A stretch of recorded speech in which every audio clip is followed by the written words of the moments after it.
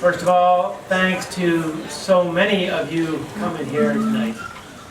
No surprise, one of the tricky calculations going in, one of the many things that Barney and her family had to figure out is how many folks are going to show up. It's not an RSVP event. And they were calculating 300, maybe 400, then 500.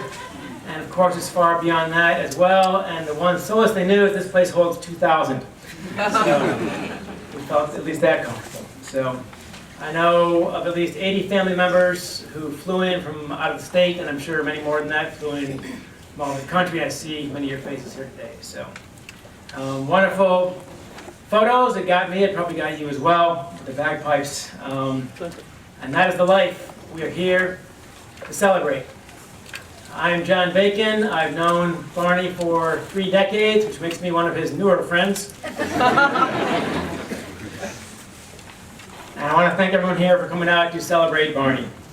Thanks, of course, to Marty, Patrick, and Connor. Thanks from Barney's parents, Nancy and Bernie. Thanks from Barney and Marnie's sisters and brother-in-law, Kathy and Mike Dorsey, Chris Gonzalez, Karen Klein, Ann and Jeffrey Meehan, Camilo Gonzalez, Elizabeth Reed and Dewey Hill, Courtney Reed and Tico Vogt, Abigail Reed and Bruce Weatherby. Barney had no patience for long ceremonies.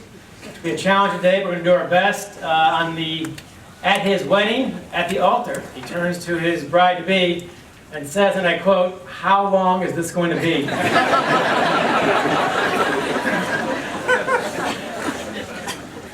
So this is what we're dealing with tonight. We'll do our best. He wanted everyone, of course, to have time to eat and drink and laugh and tell stories. And we'll have plenty of time for that. And I want to say now, to make sure I don't forget later on, you're welcome to stay here and stay as long as the alcohol and so on holds out. And afterwards, they're going to gather at Connor O'Neill's in the side room of the Celtic Room on Main Street. We'll give you directions there afterwards. This is a gathering that Barney himself would have loved, obviously. The people he cares about most are here. The people he loved, his family, his many friends, and his family is also quite large too. You're all here. You're all here. And Barney would have loved to have been here with you. This is, in my opinion, his second greatest gift to us tonight. I'll talk about his first later on. Family. Barney was born and raised in Baltimore, Maryland, still loyal to Johnny Unitas at the very end. Always maintained he's better than Tom Brady. That's loyalty, I guess. It's not even close.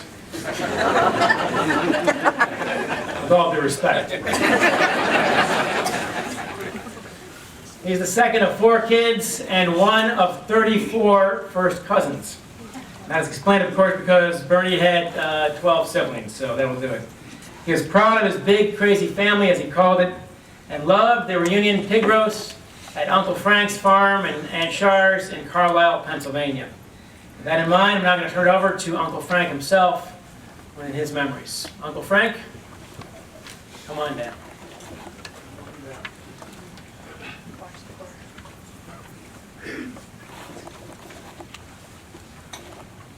If you're wondering why I'm not dressed in somber clothing, like most of you, no way I'm going to celebrate the least somber person I've ever known with somber clothing.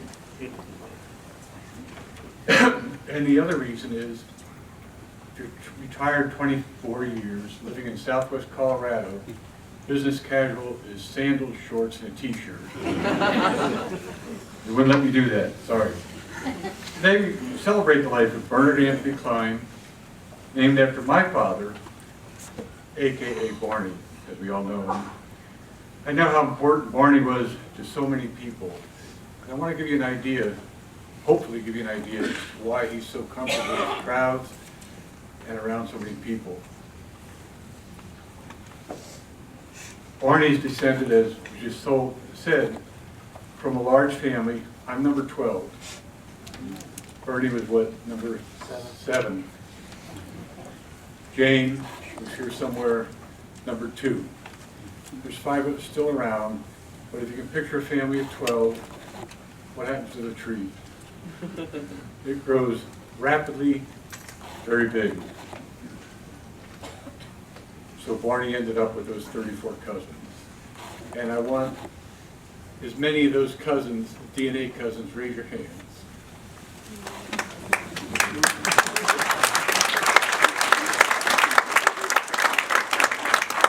That's a lot.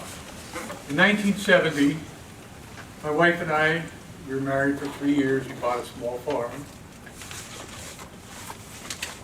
Didn't mean to look at her, she's coming.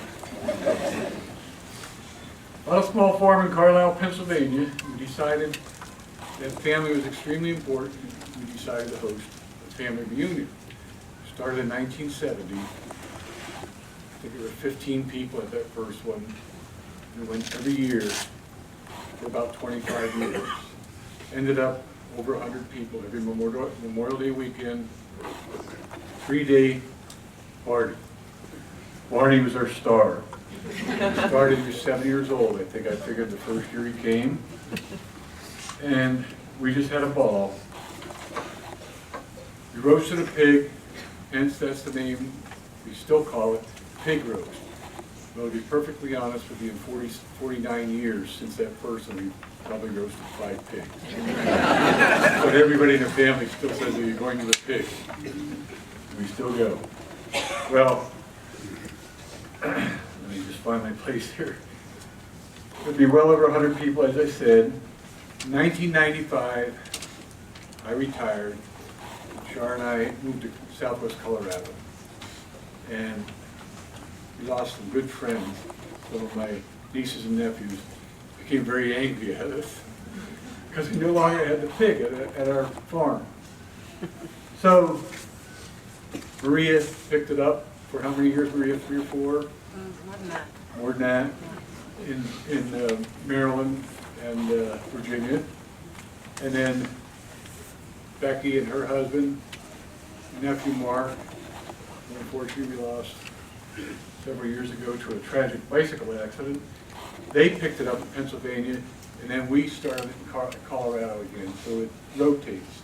So for 49 years, this huge family has been getting together. And now we get 50 to 60 people come to Colorado, 70 to 80 people go to Pennsylvania. And it's so popular, Becky, Mark's wife, is remarried, and they are hosting the party now. So, it's exciting.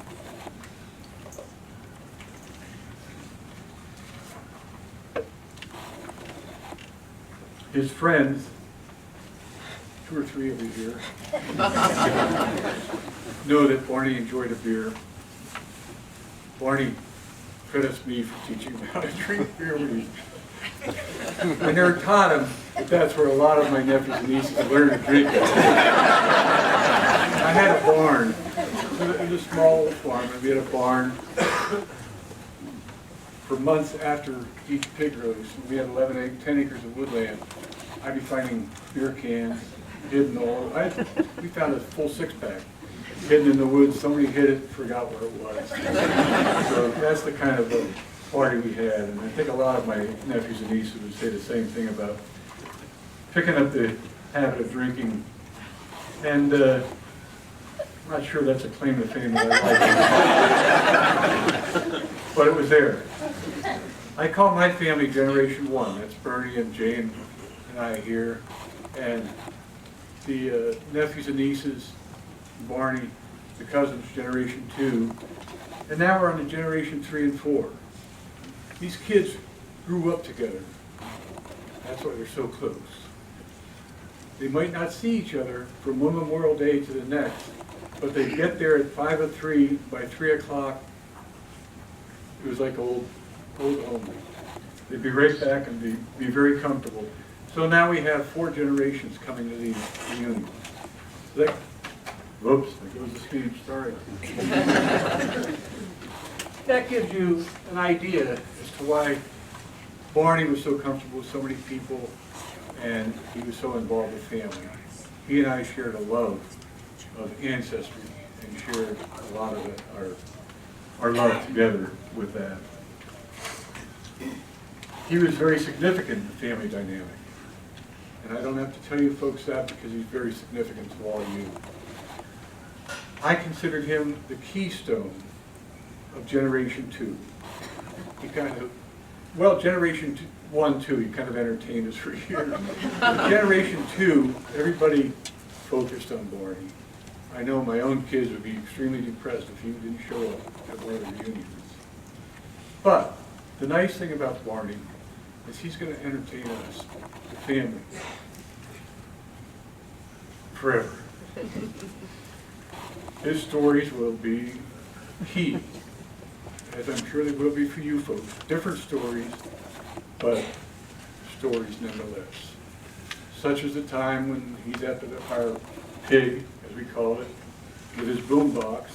We had a fire ring up in the woods, and he's up there leading songs from the 60s or wherever, and suddenly my niece Pam, who's here somewhere, comes down and says, "Frank, the cops want to talk to you." State police were down there. Made us tone it down a little bit. And the ghost stories that he told, I know the younger generations of kids will remember those ghost stories. They weren't any good, but he told the same ones year after year after year, and they would be upset if he didn't tell those same stories. So he was the keystone of Generation 2. And then we were so happy when he introduced us to Barney. And I met her on the river in Utah, and didn't help him, but laughed at him like crazy. And somehow or other, their tent ended up in a tree.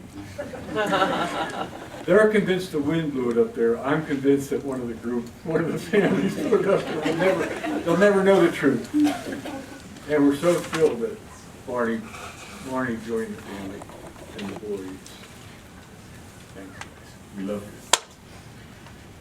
I'm not going to talk much longer,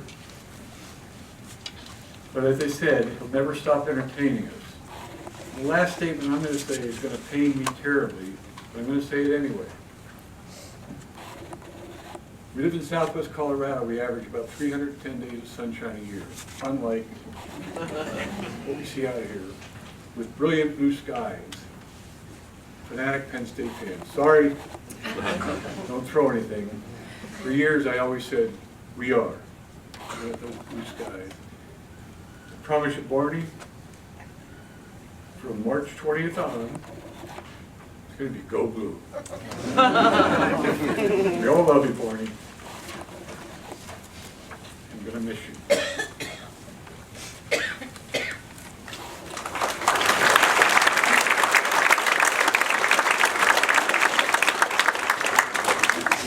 Thank you, Uncle Frank.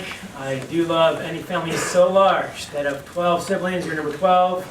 You can point to your brother your entire life, and you think he's probably 7.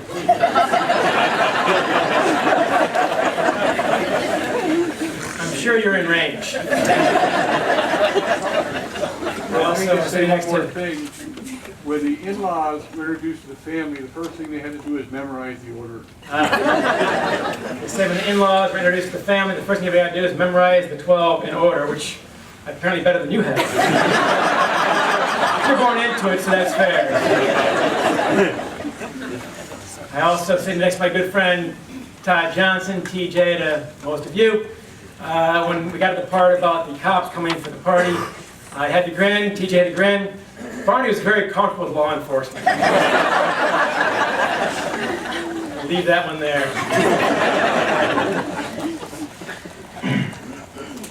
Barney has 3 sisters, of course, who are here naturally. They have got 5 children, and one of them, Nick Gonzalez, is going to pay Barney a musical tribute. Nick? Give me 1 second.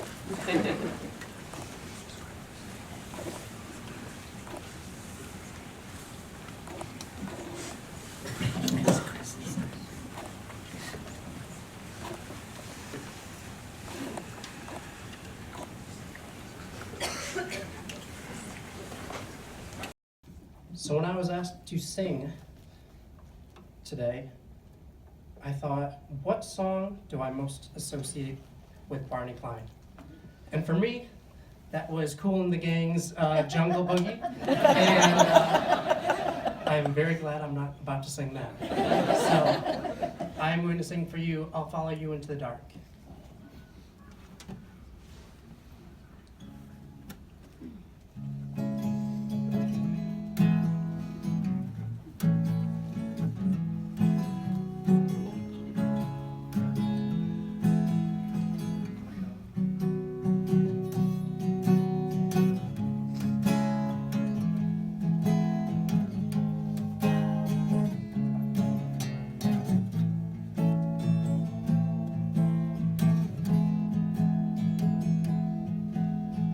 Love of mine, someday you will die, but I'll be close behind. I'll follow you into the dark. No blinding light or tunnels to gates of white, just our hands clasped so tight, waiting for a hint of a spark. If heaven and hell decide that they both are satisfied, illuminate the nose on their vacancy signs.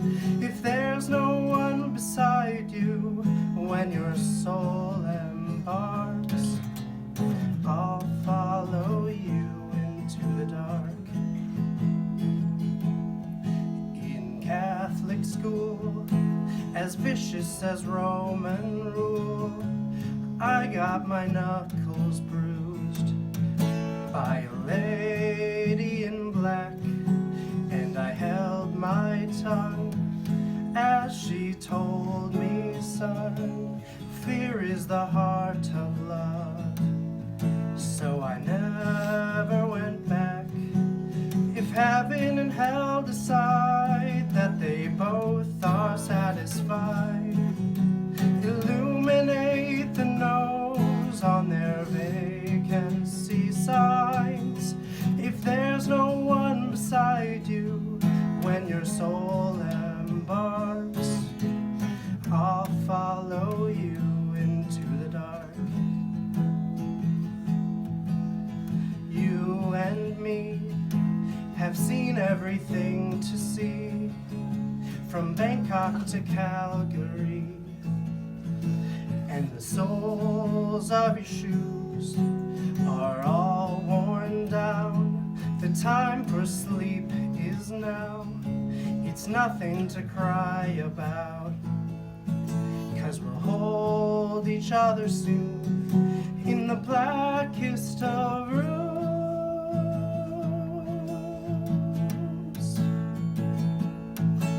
If heaven and hell decide that they both are satisfied, illuminate the nose on their vacancy signs. If there's no one beside you when your soul embarks, I'll follow you into the dark.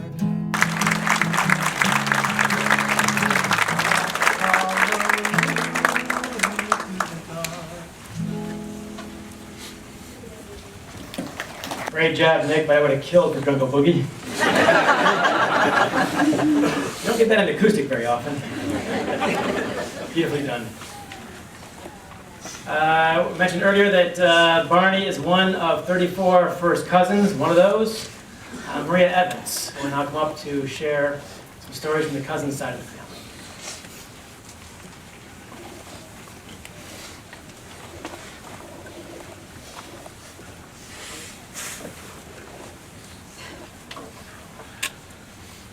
You are such a Barney. I said that often. After witnessing some crazy behavior, many people might say you're such a nut or you're such a goof. Well, there was often no more appropriate thing to say in response to Barney's antics than you are such a Barney. Usually it was accompanied by a shake of my head, a chuckle, and usually an eye roll. I'm guessing that all of you have been reminiscing about Barney and all his antics and your time that you spent with him, and I bet you're also chuckling and shaking your head as you relive those memories. The man that we're all here today to appreciate, honor, and celebrate was singularly Barney. Any associations with that signature phrase, he and he alone has earned. That phrase triggers a wave of memories of his hijinks. It usually followed Barney emerging from some crazy predicament, like the time he was swept out into the ocean while we were vacationing on Long Beach Island. As he frantically waved to us from the water, none of us realized that he was actually in trouble. And so we waved. And he continued struggling to make it back to shore. As he was finally getting close to shore, he was close to a rock jetty. And there were a bunch of fishermen with lines in the water. And he was pretty exhausted. He's trying to get in, and the fishermen are going, "Get out! Our lines are in the water!" So he was forced to climb up on the rock jetty and ended up getting pretty scraped and bloodied by the waves pounding him on those rocks. It was one of those moments as he walked back to us on the beach when I said, "You are such a Barney." Somehow a simple dip in the ocean had turned into a death-defying situation, with Barney emerging banged up but laughing. There were several times that his quest to capture the perfect picture left him stranded. On one of our river trips in Utah, he climbed a loose, rocky canyon wall to capture a picture of all of us playing volleyball on the beach. No surprise, he got an amazing picture. As you saw today, that won't surprise you. But then he realized he couldn't get down.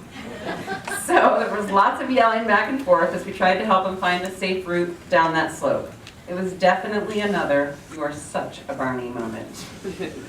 If anyone could find the brevity and the humor in a situation, it was Barney. But how did he do it? I found myself wondering how Barney continually managed to get himself into those crazy predicaments. And then I realized Barney never shied away from an opportunity. Someone does something foolish, that's an opportunity for a great laugh or a joke. A fun trip, well, that's an opportunity for many outstanding photos. Have a cousin that spent one Harvey's Lake vacation wishing she was a boy? That's an opportunity to put her through a manhood test and forever call her Marty afterwards. A friend in need? Well, there's an opportunity to listen and lend support. Meet a spectacular woman whose name happens to rhyme with yours. Well, there are many opportunities in that one. The rhyming jokes never got old, but most important was the opportunity for Barney to build a life full of love and joy with Marnie, to bring two fine young men into this world, and to shine as both a husband and a father devoted to his family. What a beautiful love affair Barney and Marnie shared. Laughter and love are their cornerstones, and they embraced them fiercely.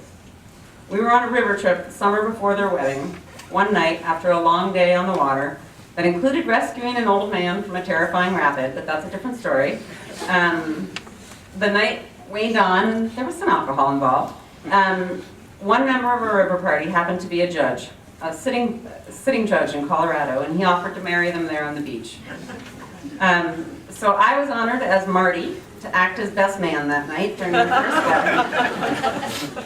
Appropriate to the humor in their relationship, Marnie managed to share a clove of garlic with Barney during their kiss the bride moment.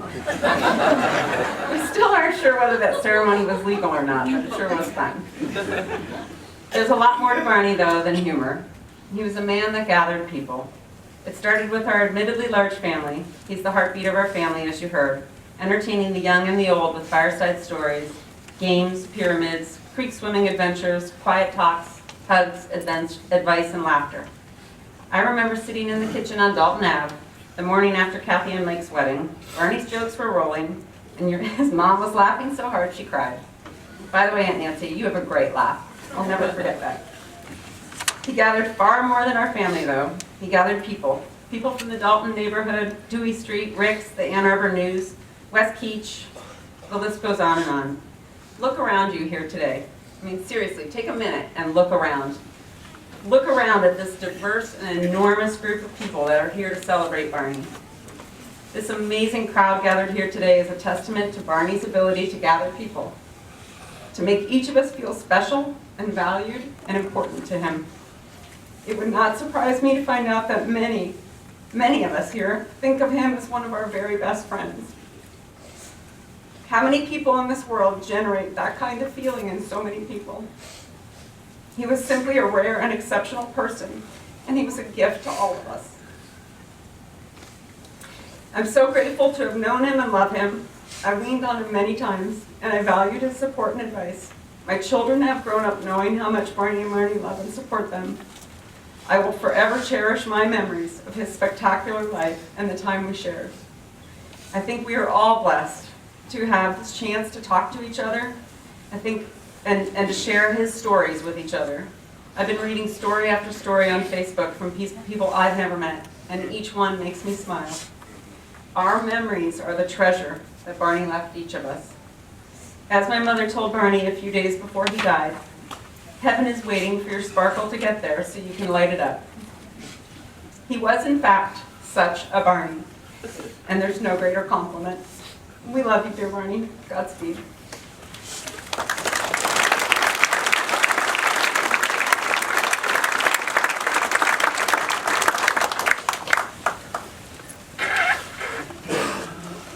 Yes, grab those Kleenex. Thank you, Maria. Beautiful. We are bouncing around a little bit in Barney's life, but going more or less chronologically. We've got from Baltimore to Ann Arbor, of course. And that brings us to when he turned 9, they're in Ann Arbor, Michigan. See a lot of old faces out there. So, friendly faces, old friends, I should say, not old faces, right? Whoops. Moved to Dalton Avenue, and that's when the hijinks began, naturally. I grew up on the northeast side of town. My gang went to Klein Junior High School, and we did plenty of stupid things that involved BB guns and mini bikes and lighter fluid for some reason. But then Barney started telling me his stories from Dalton Avenue, and I realized that we're pikers on the Klein side. We were soft. I was talking to probably his best friend, Jimmy McNaughton, and Jamie and I go back to Little Angels Nursery School, class of '79. So we both graduated. We were not Little Angels, but. And talking about the stories from Barney's old days, including, and I'm quoting here, the Barney Hoot School for Stuntmen. You're nodding at this, yes. This involved roofs, actual roofs, on which you take sleds down the roof, you take toboggans down the roof, and yes, you take Schwinn bikes down the roof. And for some reason, after 3 years of the Barney Hoot Stuntman School, only 3 graduates. They must have been pretty tough. We also played a game called Hoopy, and it had no tricks to it. All that happened after dinner time, in the summertime, in Dalton Avenue, one kid, any kid, could be anybody, would walk out of the house and yell, "Hoopy!" And that was the signal for all the other kids to come running out of the house also, and Jimmy McNaughton to hop on his mini bike and try to run them over.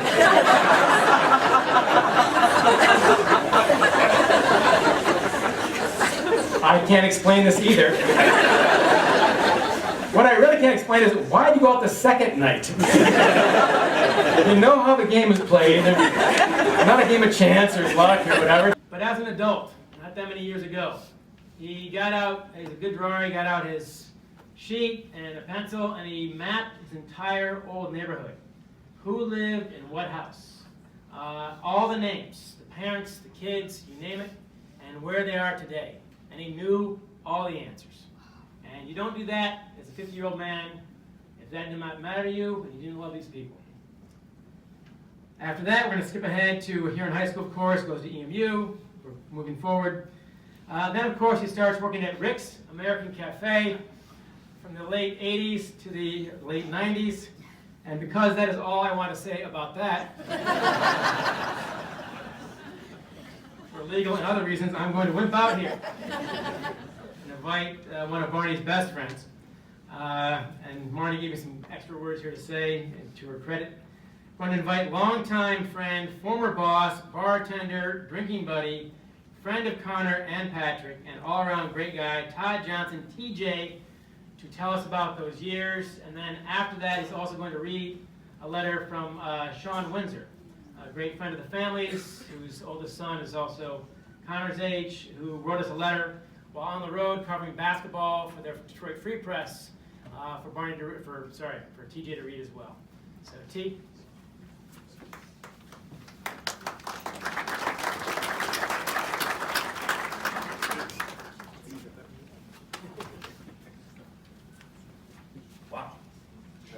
more people from here, from this vantage point than there are from there. You know, John just mentioned working with Barney at Rick's, and I've known Barney for decades.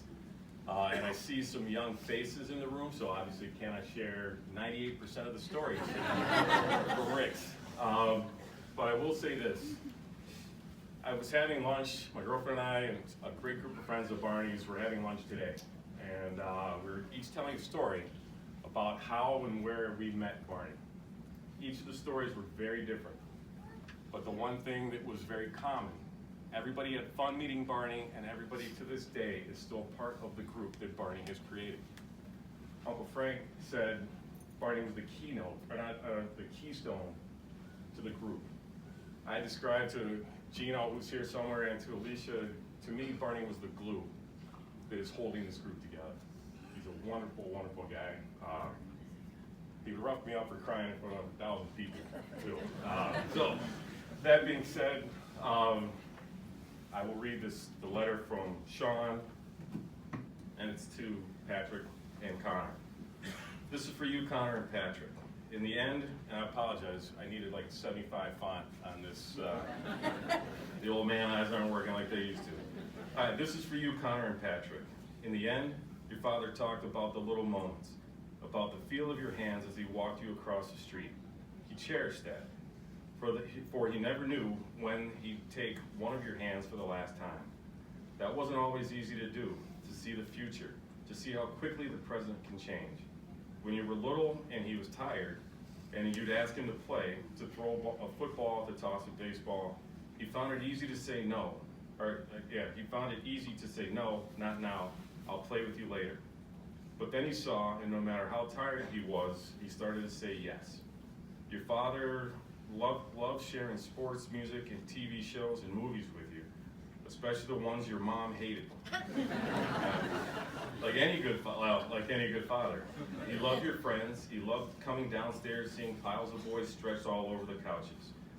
He wore the same shirt at each of your births, and he kept it.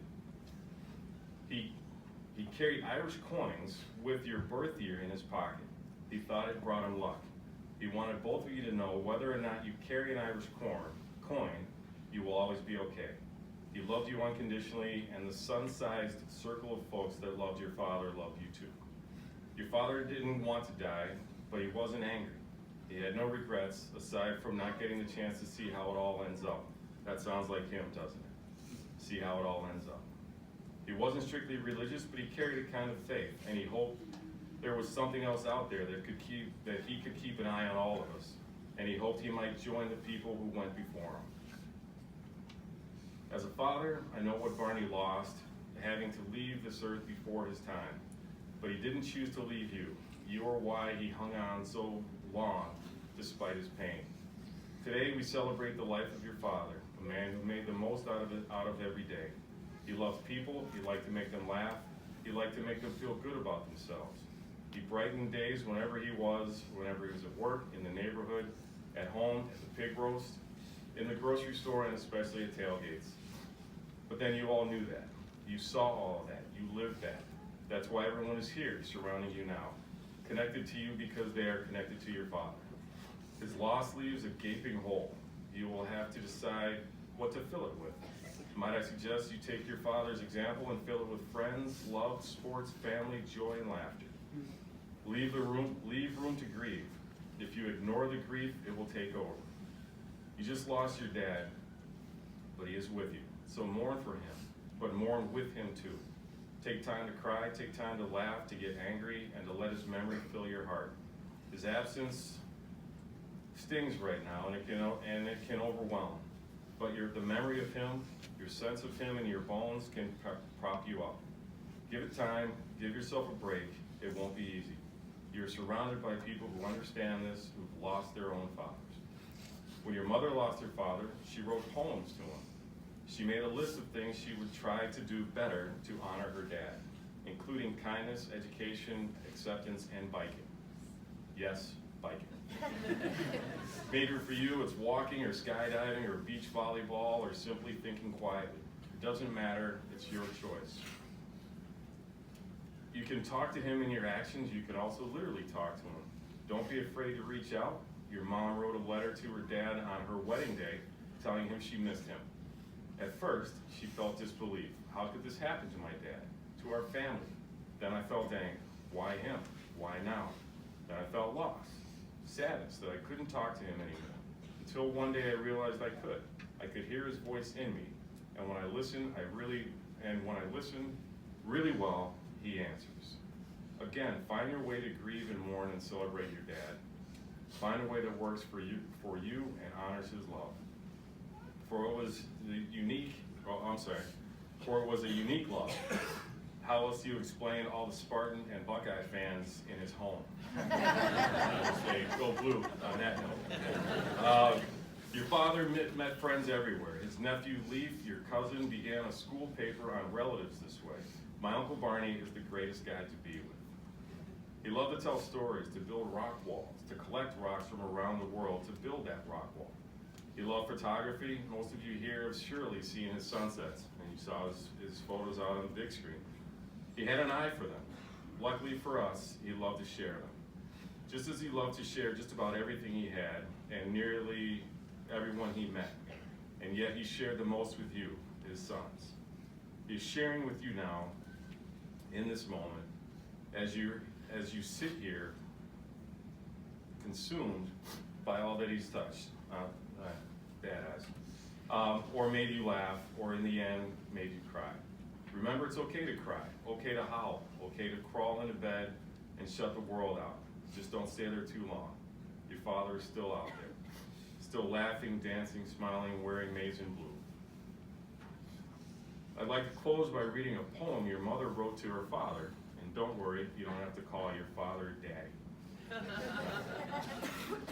Daddy, if I could capture your spirit in a bottle, I would carry it with me everywhere. If I could write your words in a book, I would read it every day. If I could hear all the songs you sang, I would never feel alone. But if I could thank you, I would thank you most for teaching me what I can do. I feel the warmth and strength of your spirit in my heart. Your words are inside my head and in the things I say and do. Whenever I feel cold, I know your arms will hold me, and your songs comfort my head and my heart. Daddy, you are with me. I celebrate your love, your life, and your health, and your death. In my life, my dreams, and my memories. I love you, Mark.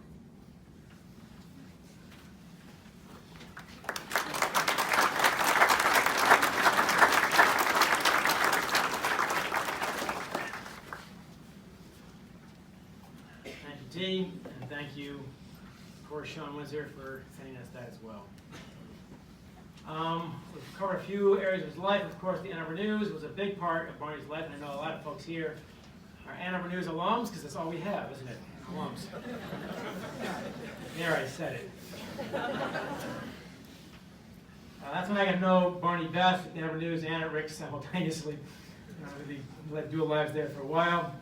The Ann Arbor News, we tended to be quite tribal, actually, because you had editorial in one section, and even that was broken down into news and sports and so on. You had circulation. Floor below, you had sales, of course, where Barney and Marty both were the other end of the floor. So not everyone knew everyone else. Barney knew everybody, and everybody knew Barney. No barrier was big enough for Barney not to crash through. So he was like that, and everybody, of course, had a nickname for Barney at every stage of his life. And Dalton Avenue, the barn dog, of course, at Rick's, Biff Steele. Can't say I get it either.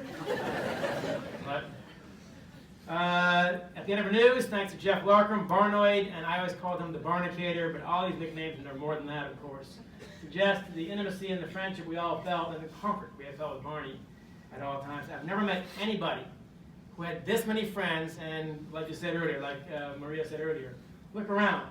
This many friends and no enemies. That's impossible. I know that I have not done that. So, and what's crazy about that is Barney did not get all these friends by trying to be liked and trying to be aggressive about this. He simply was an immensely likable person who had not a phony bone in his body. He was not sappy. He could be sarcastic, he could be funny. He was a great storyteller. He had no problem making fun of all of us, but he made fun of himself most. And that is also a very endearing quality, to say the least.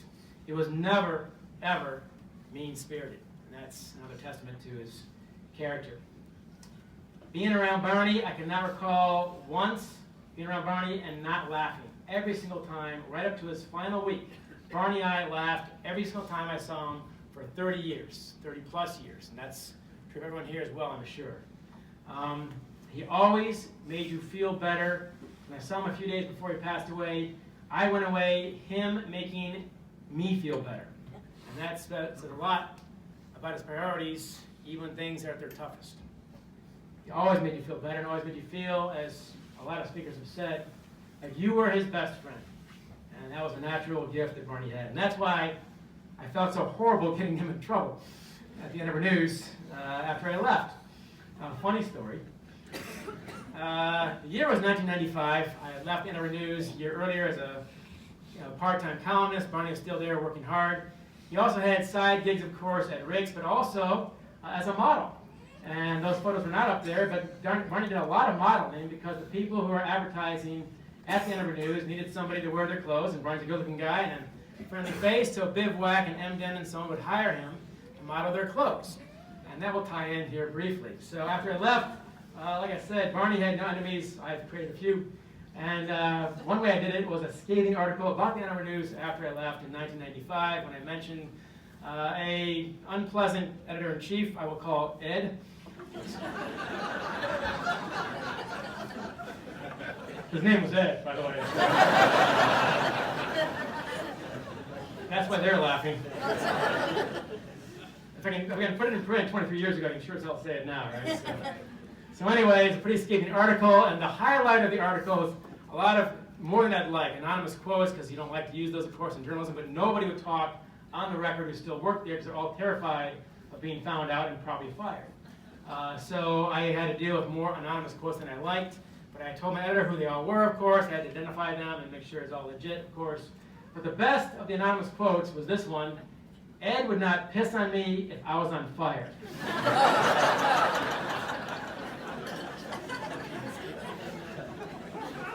As a journalist, you don't get so many chances at a quote like that. So I got it in. It was anonymous. And the story comes out and it created a little splash here in town, and of course my NR News friends. Many of them had copies of them secretly stashed away in their top drawers, and they'd pull it out occasionally when Ed was not around and take a look at it, never to be seen with it. But the big question is, who said this, who said that? But everyone wanted to know, who the hell said he would not piss on me if I was on fire? That was the gold quote, of course. That was a poor choice of words. Sorry. My wife is currently burying her face in her hands. Not without reason, and not for the first or last time. So the question is, who said the quote? And I swear to God, it was not Barney. It truly was not. I can't tell you who it was, even now. It was not Barney. However, when the story came out, what I did not know, of course, is Barney's modeling career was taking off. So the page of text is right there, and the next page is an ad for Bivouac with Barney Klein, right there. Sorry, Barney. I'm not sure what that is. There we go. Yeah, it doesn't want me to tell the story. I'm telling it anyway. So Barney's face smiling is about 3 inches away from the actual quote. So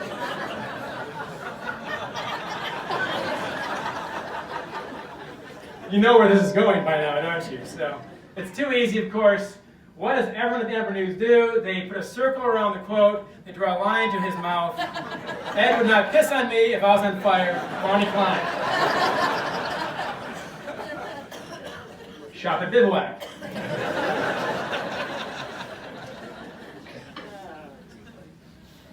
Don't worry, it's only the middle of the joke. Let's do this now. All right. So, and here's what a lovable guy Barney was. He did tell Ed that he is not the source of the quote, and that's accurate, as I said. But if you're Ed, you can't be sure. I mean, who knows, right? So do you trust the guy or not? Do you suspect him or not? Barney was so lovable that Ed loved Barney anyway. And that's testament to Barney's warmth and good character. Nobody, but nobody, could dislike that guy. So, one day in 1990 at the NR News, Lori Tucker Sullivan introduces a new worker named Marnie Reed, to Barney Klein, and she says, Marnie meet Barney, Barney meet Marnie. Ha ha, it rhymes. She was the first to discover this, apparently, so credit given. And then she jokes, you two should get married, you look cute in a cocktail napkin. Ha ha ha. Barney started getting this idea himself after a while, talking to Marnie every day for, of course, weeks and then months. And Marnie said, no, no, no, not going on a date. And Barney would never be that persistent. He always dropped it pretty quickly in these situations, which I'm not going to get into that. But with Marnie, he could not help himself. He was persistent. He kept asking, and finally she said yes, of course. And they ended up getting married, of course, in 1994. And he would often turn to Connor and Patrick and say, you guys would not be here if I was not so persistent. Undeniably true. At the wedding, Marnie's mom got up there at the rehearsal dinner the night before and gave a toast. And in that toast, she recounted a story when Marnie was 12 years old and asked her mom, what is the most important quality in a future husband? And her mom did not miss a beat. She said, sense of humor. And then she said, I should have added, he should have more than that quality.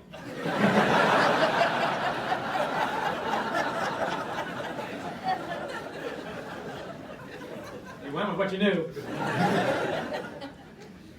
Of course, as has been documented here tonight, Barney had many, many more qualities than just a sense of humor. A short list, of course, of his many interests, passions, talents.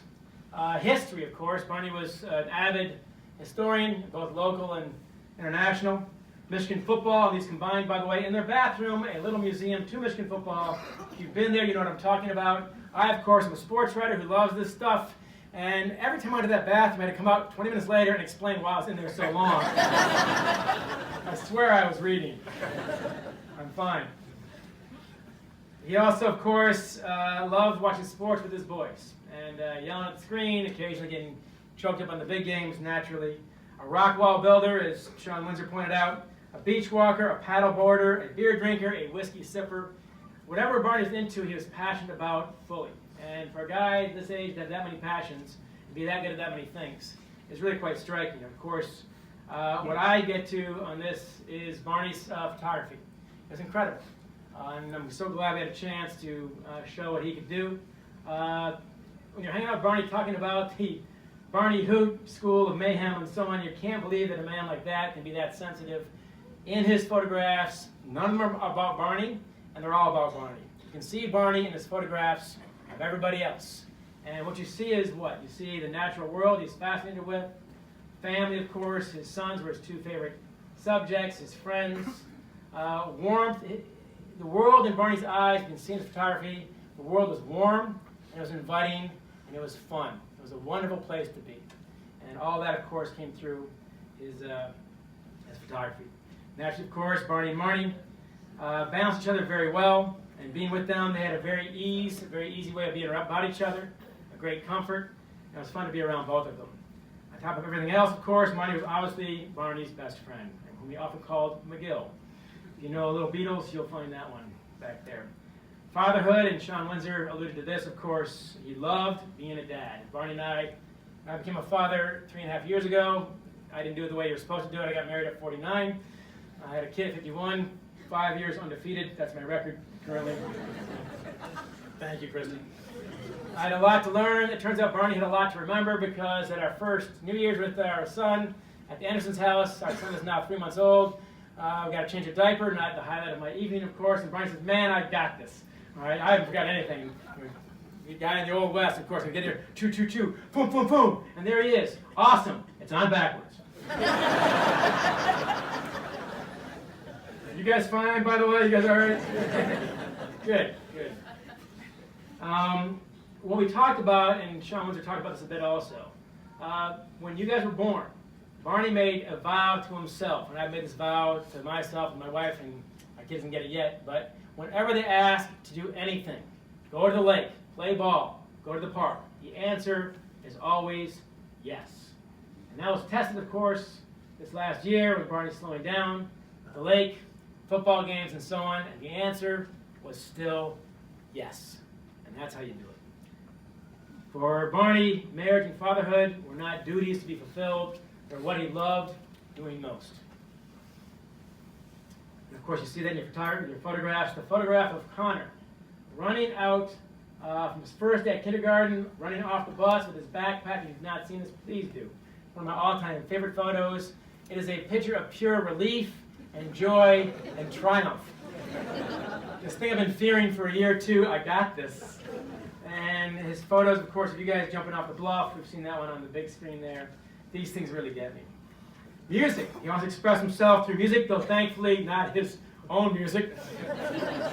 He wasn't good.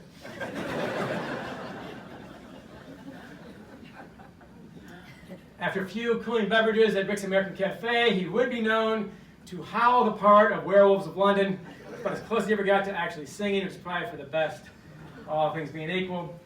Luckily for us, of course, his family is very talented in the musical world, including Uncle Bruce Weatherby, niece Nora Weatherby, and nephew Henry Vogt, who Barney dubbed the Reed family singers at their last Thanksgiving. So please come on up and give a musical tribute to our man Barney. Thank you.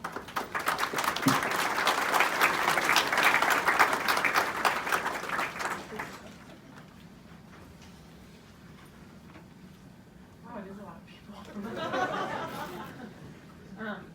A little over a week ago, Marnie and Barney shared their last dance together in the kitchen to this song. We're going to do our best to sing it without laughing and without crying, but as we've heard, it's hard to remember a time being with Barney where you didn't laugh so hard that you did cry, so if we do, that's so appropriate. This song is a little, at times, some people might find it appropriate. It's definitely very silly, and it's also very wholehearted. All three of those things are ways I would describe my Uncle Barney.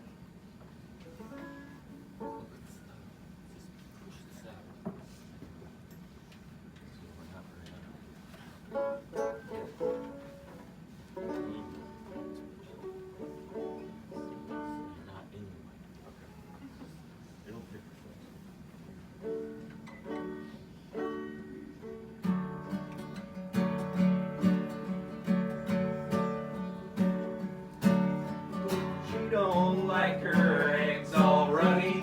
She thinks crossing her legs is funny. She looks down her nose, goes her money. She can't sit on like the Easter bunny. She's my baby, I'm her honey. Never gonna let her go. He ain't got laid in a month of Sunday.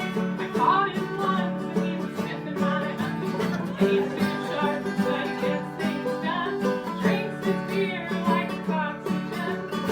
She's my baby, I'm his honey. Never gonna let him go. Part of ourselves, we'll end up sitting on a rainbow. Against all odds, honey, we're the big door prize. We're gonna spite our noses right off of our faces. There won't be nothing but big old hearts dancing in our eyes. She thinks all of my jokes are corny. Convict movies make her horny. She likes her ketchup on her scrambled eggs. She swears like a sailor when she shaves her legs. She takes a lick, keeps on ticking, never gonna let her go.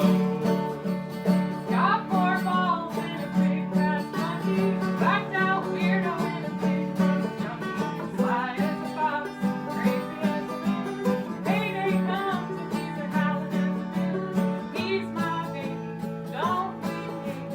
Never gonna let him go. In spite of ourselves, we'll end up sitting on a rainbow. Against all odds, honey, we're the big door prize.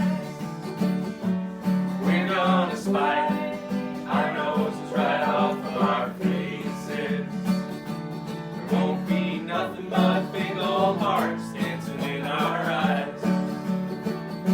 There won't be nothing but big old hearts dancing in our eyes.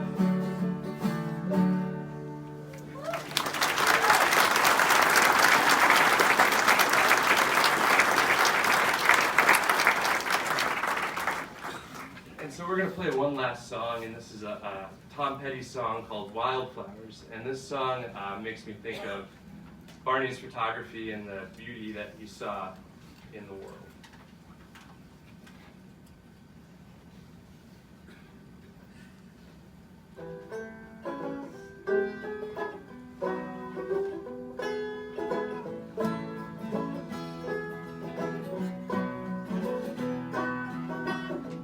You belong among the wildflowers. You belong in a boat out at sea.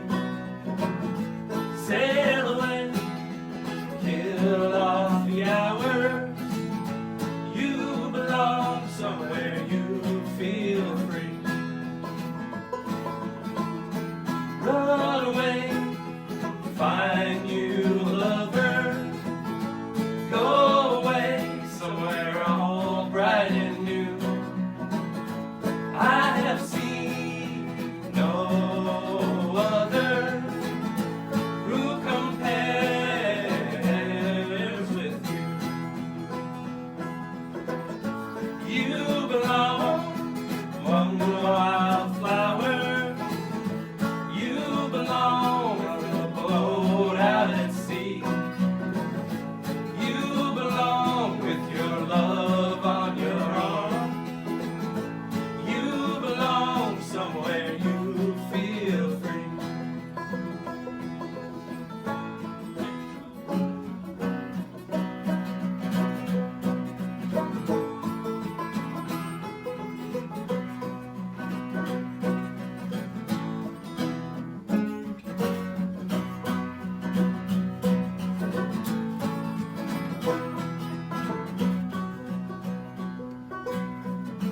Run away, go find lover. Run away, let your heart be your guide. You deserve the deepest of cover. You belong in that home by and by. You belong among the wildflowers. You belong somewhere close to me, far away from your trouble and worry. You belong somewhere you feel free. You belong among the wildflowers. You belong somewhere close to me, far away from your trouble and worry. You belong somewhere you feel free. You belong somewhere you feel free.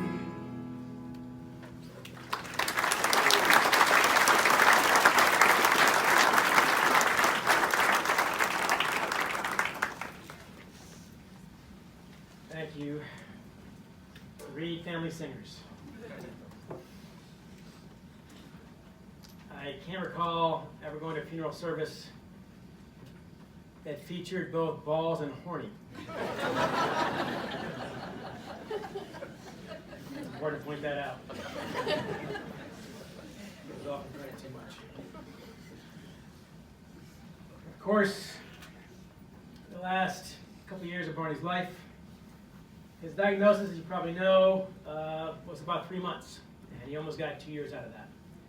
And Barney, talking to his doctors after he passed, he said, "I have to tell you, he had no business living that long and that well, given that diagnosis." And that, to me, sorry, speaks to all the things we already talked about. Why was he working that hard to keep going? Why was he fighting, let's get death sentence, and pushing it? For all the reasons we already talked about.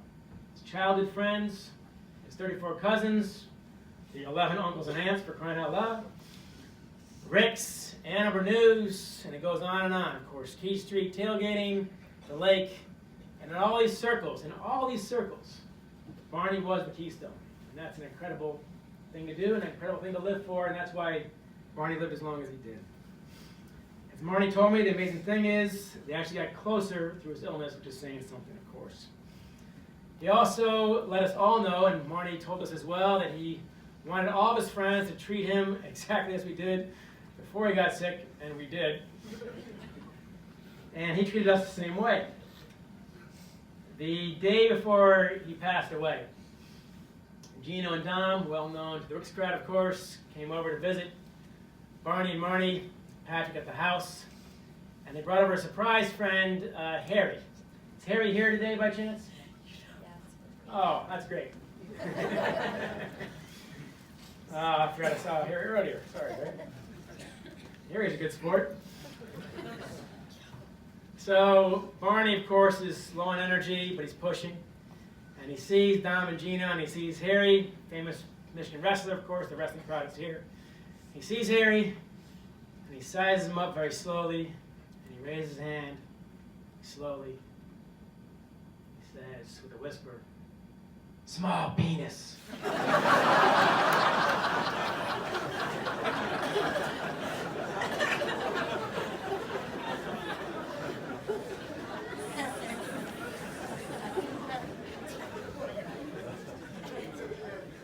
Now, for what it's worth, I gotta say in Harry's defense, Barney's never seen him naked. I just want to you gotta look out for your brothers. Barney, if you did not want us to tell that story, you shouldn't have said it. It's all on the record. It struck me his last day. He still walked down the stairs. He had 3 milkshakes. He had a popsicle. This is when usually bodies shut down over a period of weeks, not in Barney's case. He was going full blast at the very end. He was talking to Marnie. He was talking to Patrick. He was looking forward to Connor coming home. No one could imagine it was going to be this fast because Barney was fooling the experts, basically. Barney was going stronger than anyone expected, of course. He was looking forward to Connor coming home that day as well. At 1:15 on Wednesday afternoon, Barney, of course, was gone. I'll say it again. He should not have been able to live as long as he did, as well as he did. And afterwards, I think you all had the same experience. I thought I knew Barney about as well as anybody. We grew up going to the same high school. I know all his Ann Arbor friends. I know his Rick's friends. I know his Ann Arbor News friends, and so on, his neighborhood friends, and all that. And then I see Facebook just blow up. Not dozens, and then hundreds, and then hundreds and hundreds of deeply personal memories. People who clearly knew Barney incredibly well. Many of you are here today, of course. Hundreds made the trip here today. And these are people, I didn't know 3/4 of them. And only then did I fully appreciate how lucky I was to know Barney as a great friend, as lucky as we all were, of course. And only then did I fully appreciate that his life and his soul were deeper and broader than I could have ever imagined. He touched more people than I could have ever known. Barney was a beautiful man, a great spirit, and a rare light that will stay with us forever. That is his greatest gift to all of us. Thank you, Barney. Finally, and what I can assume will only be the first of many, many toasts tonight and in the future, for Barney, I'd like to bring down Chris and Allison McElroy, fellow Hogshead Dinner Clubbers and longtime friends, to share an Irish blessing. So please come on down.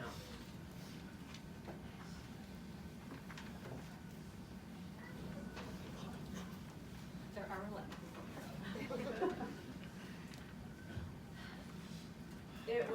It's been a gift to be a part of what is probably a small part of Barney's life.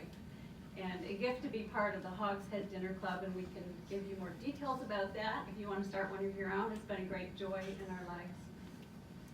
And we felt blessed when Barney asked us to read this blessing. And because we know so much about how Barney embraced his Irish heritage and how amused he might find it if he knew that I tried to learn it in Gaelic last night, I'm going to start by reading it in Gaelic, and then Chris will read it in English. Ganeri an Bochalat Gorangi go brach ag do chul. Galanri an griel, gache an dai, gaditja an washtach gamina the fakana, agus go mulamid lachena arish, go gena muira emos a lavahu.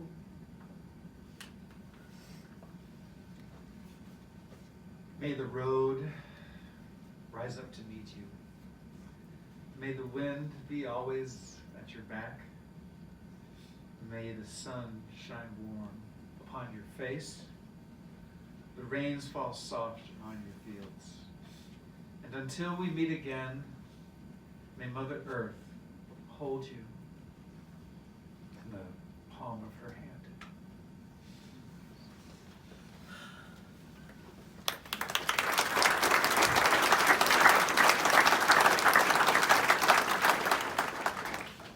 Thank you, Chris and Allison.